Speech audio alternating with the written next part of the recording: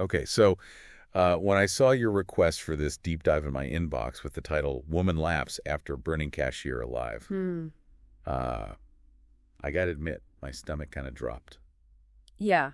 It is definitely attention grabbing Yeah. and a tough one. Yeah, the Circle K fire, we've got the police interrogation footage, the 911 call security footage, and witness statements. It is a lot to process. Yeah. But I think, while that YouTube video title is definitely, it gets your attention, our goal here should be to dig a little bit deeper and try to understand all the pieces of what happened. For sure. So let's set the scene a little bit. March 30th, 2022, Pensacola, Florida. Okay. Regular day at a Circle K gas station, and then things go really, really wrong. Right. What can you tell us about the initial moments of the attack? Well, based on everything we have, the security camera footage and the witness statements, it seems that this attack was incredibly sudden and unprovoked. The victim, Joey Helk, was working as a cashier, and the perpetrator, Betty Jean F., doused her with gasoline and set her on fire. Wow. The 911 calls, paint an incredibly vivid picture. Oh, yeah. One of the callers even describes Joey's skin as slopping off. It's really hard to hear. It's rough. And it does really emphasize just how severe the burns were. Yeah. Thankfully, there was another customer who was there who acted really quickly and used mop water to put the flames out. Oh, wow. And, that quick thinking absolutely saved Joey's life. That is so incredible to think that in a moment like that, Yeah. someone could even... Yeah, that presence of mind is amazing. Wow. It really reminds you that even in, moments of complete chaos, there are these acts of courage and compassion. Absolutely. And even with that intervention, Joey's injuries were incredibly severe. 1/3 of her body was covered in second and third degree burns. It's hard to imagine. She was placed in a medically induced coma and airlifted to Alabama. Yeah, to a specialized burn center. Yeah, wow. It's just really hard to fathom the pain. Oh, for sure. And the suffering she must have endured. And I think it's also important to keep in mind that, an attack like this, the impact goes so far beyond the physical. Oh, absolutely. The emotional and psychological trauma is just as devastating for her and everyone who loves her. Absolutely. And speaking of the perpetrator, Betty Jean F., she was caught incredibly quickly. Very quickly. Witnesses gave very detailed descriptions of her that even mentioned her blue glitter toenails. It's amazing, down to the toenail polish, so it sounds like the community really wanted to make sure she was brought to justice. Yeah. But I think what's even more interesting is her behavior after the attack. Okay. Even in the police car, there are these red flags that start popping up. Okay, so let's get into that. What stood out to you in the footage? Well, her behavior, or I guess I would say her demeanor, is strange. Okay. She seems disoriented. She's making these bizarre statements and even asks the officers to, look out for some people. Wow. It's almost as though she doesn't really understand the gravity of what's happening or what the consequences of her actions might be. And there was a really interesting piece of information that came from the homeowner where Betty was found. Right. The homeowner told the police that Betty had borrowed a gas can just a few minutes before the attack. Wow. And she said she needed it to put gas in something, which suggests that, she planned this. Yeah. Which is very chilling. So they get Betty to the interrogation room. What happens then? So the detectives have actually said that this is one of the most unusual interrogations that they've ever done. Really? Her responses, they're just all over the place, very nonsensical, and then there are moments that are just very unsettling. Her statement about potentially doing things that she knows are wrong is very concerning. Right. Can you elaborate on the implications of that, particularly within the context of her schizophrenia diagnosis? Yeah, schizophrenia is really complex. It manifests in so many different ways. Yeah. And one of the big potential challenges that people with schizophrenia face is impaired judgment. Okay. And difficulty understanding what's right and wrong. And so I think this isn't to excuse her actions at all. Yeah. It's more just to understand, how her illness may have impacted her decisions. Yeah, so how do the investigators handle her behavior during this interrogation? They're trying to establish a rapport with her. Yeah. They want her to focus and give, coherent answers to their questions, but it's a real struggle. And what about her motive? Does she ever offer an explanation for why she attacked Joey? She offers a few different explanations, but a lot of them contradict each other and don't really line up with what we see in the security footage. Oh, wow. For example, initially she says that she was targeting white people. Okay. But that doesn't really track with what we see in the video. Right. It seems like her grip on reality was very tenuous. Yeah, that's very possible, especially given her diagnosis and her saying that she was experiencing hallucinations. And I know that there's audio of Betty talking to, it seems like hallucinations, while she's alone in the interrogation room. Yes, and it's very disturbing. She's talking about breaking someone's neck, about killing. Wow. And it's just this really chilling glimpse into her internal world and the distorted perceptions that she might have been experiencing. It's a lot to take in, and we're only just scratching the surface of this case. I know we are. But clearly we're dealing with this complex, a horrific act of violence. Right. A perpetrator with a history of mental illness. Yes. And, a justice system that needs to figure out this balance between accountability and compassion.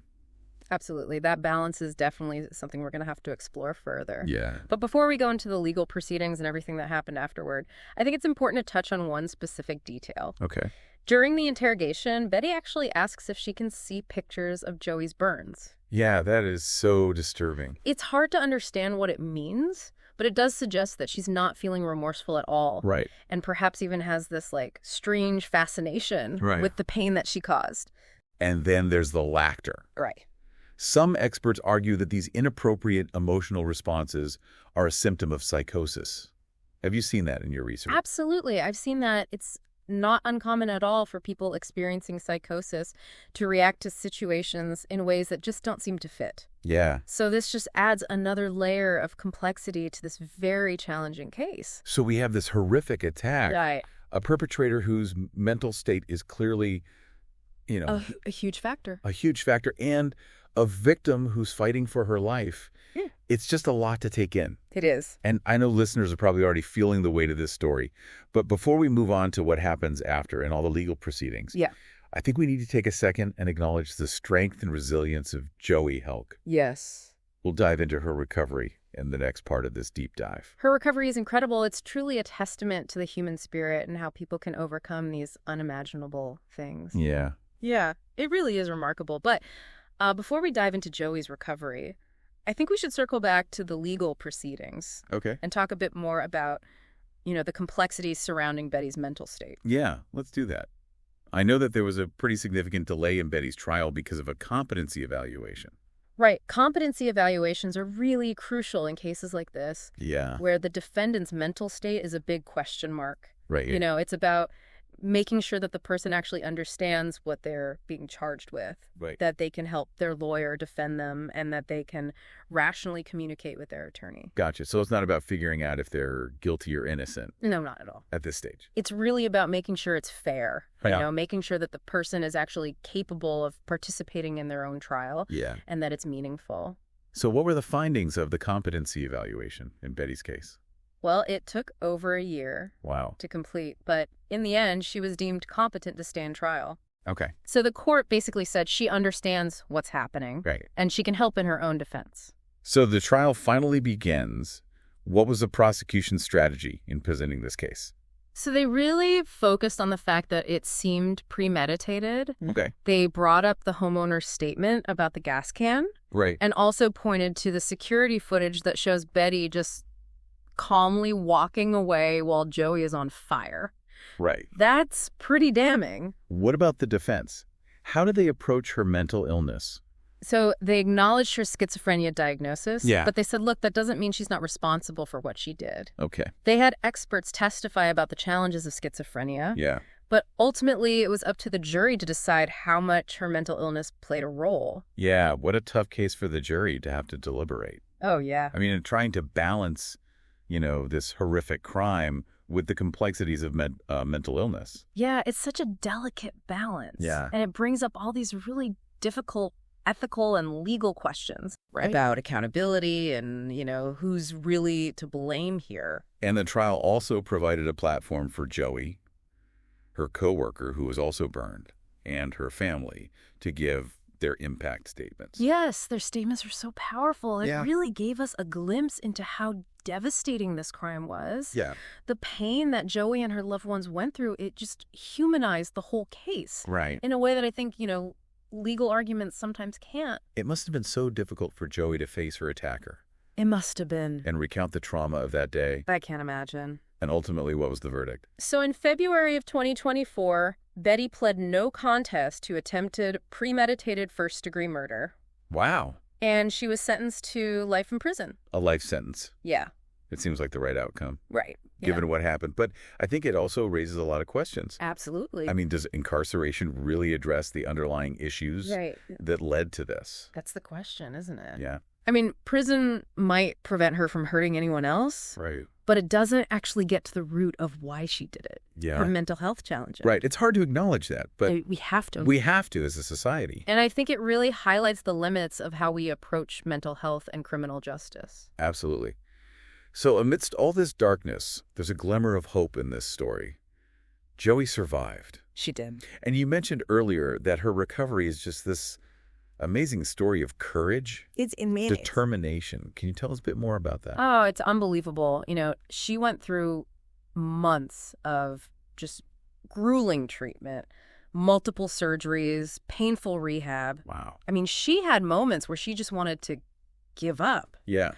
But she never did. She had so much support from her family and the medical team. Wow. I mean, her survival against all odds, Yeah. it speaks volumes about her and about the advancements that we've made in burn care. Oh, absolutely. What were some of the key moments in her recovery? Well, one of the biggest ones, I think, was when she was finally able to move again. You know, she had to relearn how to walk, how to use her hands. Oh. It was a long process, and it was incredibly painful, but she did it. What about the emotional and psychological scars? Yeah, those are tough. You know, she had to face the physical pain, the trauma of the attack, the fear, the anger, the feeling that someone had violated her. Right. And it's something that a lot of burn victims have to deal with. And it often requires, you know, therapy and ongoing support. It's just hard to imagine the strength that it takes I know. to overcome something like that. Where is Joey now in her recovery? So she still has the scars from that day. Yeah. But she's living her life. She's back in her community, spending time with her family. And she even advocates for other burn survivors. It's so inspiring. It really is. Her story shows just how resilient humans can be. Yeah. But it also reminds us that recovery isn't a one-time thing. It's a journey. Right. And those scars, you know, both the ones we can see and the ones we can't. Yeah. They can stick around long after the burns themselves have healed. Absolutely. Yeah. And it's a reminder that, you know, we need to support burn victims and their families. We do. They face these unique challenges that require, you know, special care and understanding. Absolutely. Burn recovery is a marathon. Yes. It's not a sprint. And having that support is everything. There was one more detail that really stuck with me. The security footage from that Lucky 7 gas station showing Betty buying alcohol. Yeah. Fireball, to be specific. Yeah. Not long after the attack. Oh, gosh. Yeah, it's chilling. What do you make of that? Well, it shows you just how disconnected she was from what she did. Yeah. Like, she didn't understand how serious it was, and she had no remorse. Right. I mean, I know we can only speculate. Sure. But it makes you wonder about what was going on in her head. Yeah. I mean, was she in a psychotic state? Was she dissociating? It's possible, you know, with psychosis, people lose touch with reality. They can't tell what's right and wrong, and their judgment is impaired. Right. Maybe she was using alcohol to cope. Yeah. To try to numb whatever she was feeling. It's just another reminder that the human mind is incredibly complex, It really is. especially when mental illness is involved. Right. We need to try to understand more Yeah. and have more compassion when we deal with these issues. Absolutely. But it's tough, you know, because we have to balance that empathy with the need to keep people safe. We've talked about the impact on Joey and her family, Yeah. the legal proceedings, mental illness, recovery, and then there's one person whose perspective I'm really curious about, the woman who paid for Betty's gas right before the attack. Yeah, I see where you're going with this. Yeah. Talk about unintended consequences. Right. And how one thing can lead to another. Exactly. I mean, what do you think was going through her mind when she found out what happened? Right. Did she feel guilty? It's impossible to know, Yeah.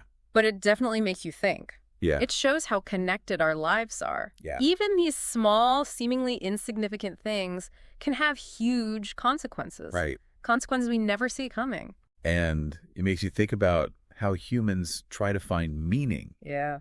when something awful happens, you know, Right. trying to make sense of the senseless.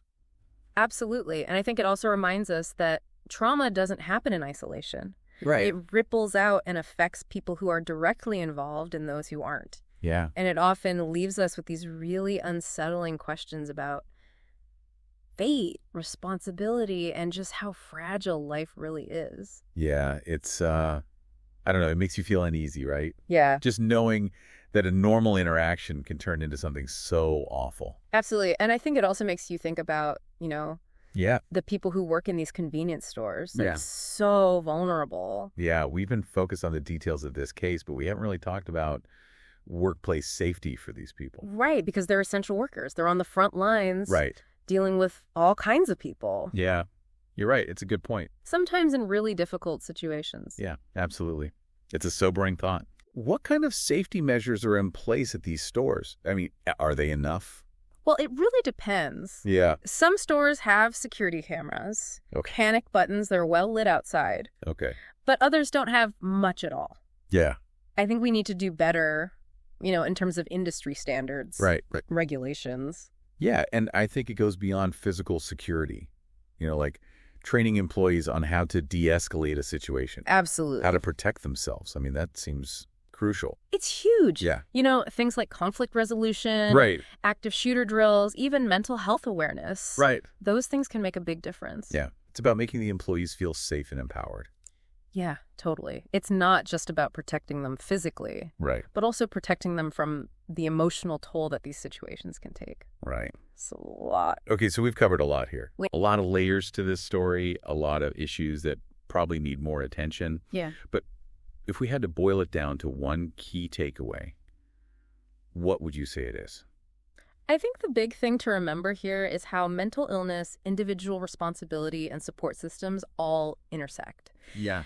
This case is about so much more than just one act of violence. Yeah. It shows us just how many challenges we have as a society. So it's not about letting Betty off the hook. Oh. But about recognizing that there were factors that played a role. Exactly. Yeah. We have to look at the whole picture, see her struggles, but also hold her accountable for what she did. And it's on us as a society to provide mental health resources, support services, Yes. early intervention. Totally. We need to focus on preventing these situations. Yeah. Not just punishing people after they happen. Right. We have to create a system where people with mental illness are supported and feel like they belong. This has been a heavy deep dive. It has. Very thought-provoking and disturbing at times. But I do think it's been illuminating. I agree. It's made us face some hard truths about where we are as a society. Yeah. But it's also started some important conversations. Yeah. About mental health, the justice system, and just needing more compassion in the world. If you're listening, we hope this deep dive gave you some new perspectives. Yeah. Maybe even made you question some of the things you thought you knew about this topic. Absolutely. And we hope you'll keep learning and exploring these issues. Yes, keep the conversation going. Yeah, have those tough conversations about mental health and how it impacts us all. And remember, even in the darkest stories, there's always hope. Yeah. Joey's strength, that customer who put the flames out, the community coming together to find Betty, all the people out there advocating and working in mental health, they're all working towards a better world. So let's keep talking about this. Let's end the stigma around mental illness and work towards a future where these tragedies don't happen. I'm with you.